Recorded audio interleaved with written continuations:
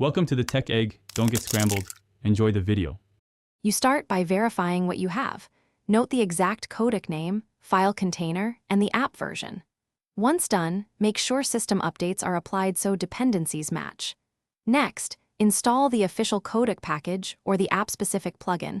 This fixes many mismatches quickly.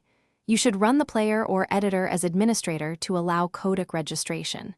If installation flags missing libraries, pause and install those runtime libraries now so subsequent steps work smoothly. You will now diagnose the stream and the system. Run media info or ffprobe to inspect codec tags and profile levels.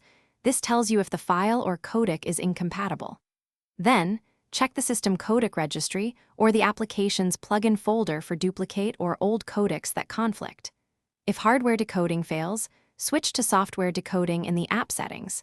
Conversely, try enabling hardware acceleration if CPU decoding is too slow. These configuration changes reveal whether the problem is file, driver, or app related. Finish by updating GPU drivers and reinstalling the codec, then reboot so all hooks register. After reboot, test playback with a known good sample file and an alternative player to isolate the app. Make sure to clear codec caches or reset the application settings when persistent mismatches remain.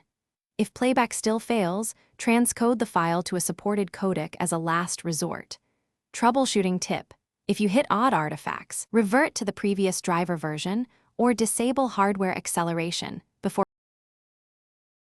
Thanks for watching. Consider subscribing if I helped unscramble your problems.